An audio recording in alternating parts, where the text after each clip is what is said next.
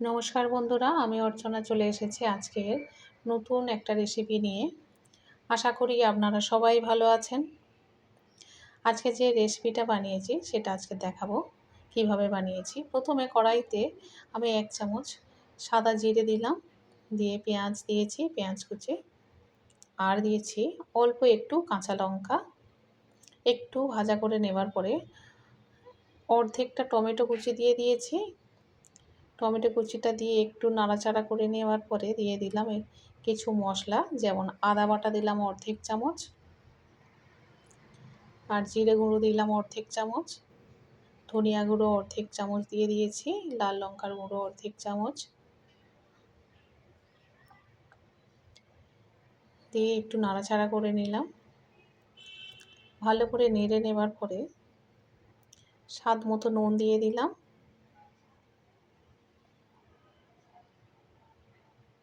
এবারে এর মধ্যে দিয়ে দেব সিদ্ধ করে আগে থেকে রেখেছিলাম আলুটা একটু ছোট ছোট করে কেটে রেখেছি, সেটা দিয়ে দিলাম।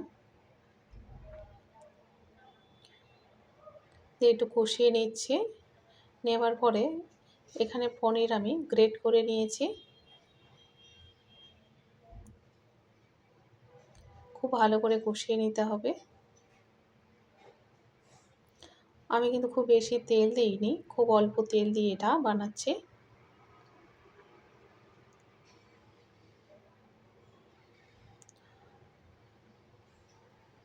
অনেকক্ষণ কষিয়ে নেওয়ার পরে সামান্য একটু গরম মশলা দিয়ে দিলাম। এটা লো ফ্লেমে এটা বানিয়েছি, যেটা বানাচ্ছি তার পুর বানাচ্ছি এটা। অল্প একটু ধনেপাতা কুচি দিয়ে দিয়েছি। এটা হয়ে গিয়েছে, এটা আমি নামিয়ে ঠান্ডা করতে দেব।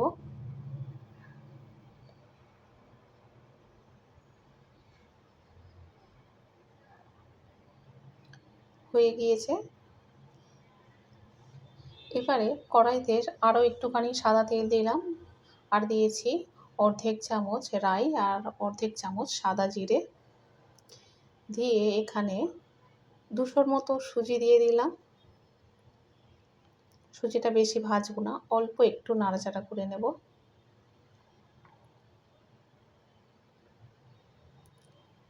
এখানে স্বাদ মতো একটু নুন দিয়ে দিচ্ছি।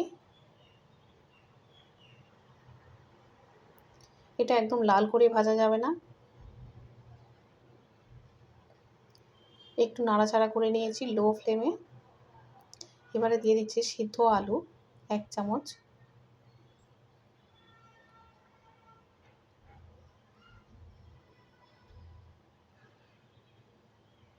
অল্প একটু নাড়াচাড়া করে নিয়ে এর মধ্যে দিয়ে দিচ্ছি জল। প্রথমে অল্প অল্প করে জল দিয়ে দেব।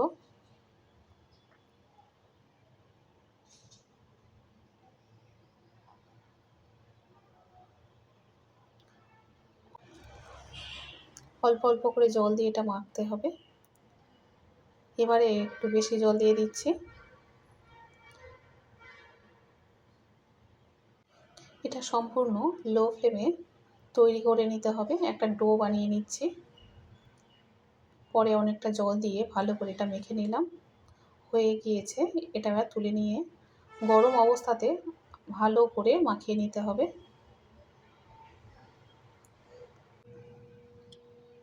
খুব ভালো করে এটা মেখে নিয়েছি। তারপরে হাতে সামান্য একটু তেল নিয়ে অল্প একটু তেল লাগিয়ে দিলাম, দিয়ে মেখে নিচ্ছি। এটার বেশিক্ষণ মাখার দরকার নেই, হয়ে গিয়েছে, একদম সফট হয়ে গেছে। ছোট্ট ছোট্ট করে এবার একটা একটা করে লেচি কেটে নেব।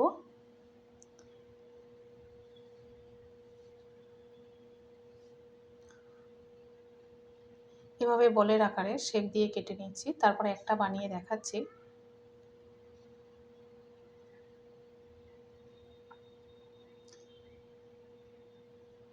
যে পুরটা বানিয়ে রেখেছিলাম এটা আমি মধ্যে দিয়ে দিচ্ছি। এইভাবে এটাকে বানিয়ে নিতে হবে। একটু বড় বড় সাইজের হবে। দেখুন সবগুলো বানিয়ে নিয়েছি। তবে কয়েকটা আমি ভেজে দেখাবো। এগুলো ভাজতে একটু সময় লাগে। কত সুন্দর হয়েছে। তেলটা আগে থেকে একটু গরম করে রেখেছিলাম, এবার একটা একটা করে ছেড়ে দেব।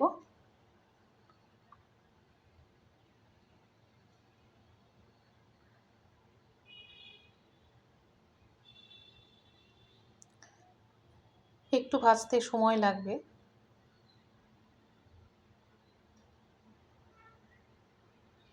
এবার একটু উল্টে পাল্টে দিতে হবে, যদিও এখনো অনেকটা কাঁচা আছে।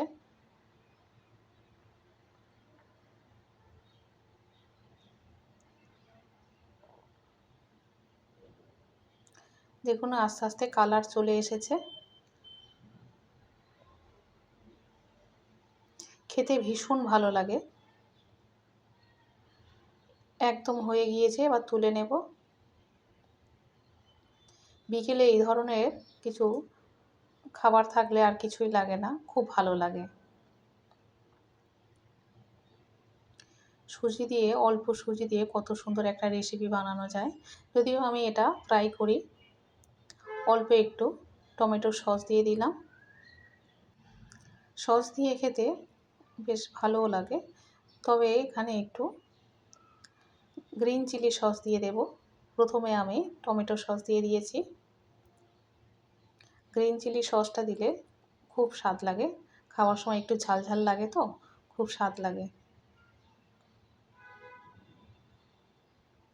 আজকের এই রেসিপিটা কেমন লেগেছে আপনাদের কাছে অবশ্যই করে কমেন্টে জানাবেন।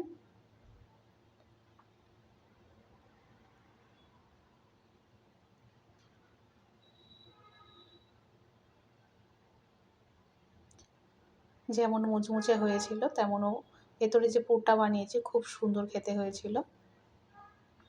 এগুলো পনির না দিলেও সবজি দিয়ে বানালেও বেশ ভালো লাগে। মাঝে মাঝে আমি সবজি দিয়ে বানাই, আবার কখনো পনির দিয়েও বানাই, খুব ভালো লাগে। আমি অর্চনা, আপনারা দেখছেন মাই সেলফ দীপ্তেন্দ্র। অবশ্যই করে লাইক, শেয়ার এবং সাবস্ক্রাইব করবেন। দেখা হবে আবার পরে ভিডিওতে।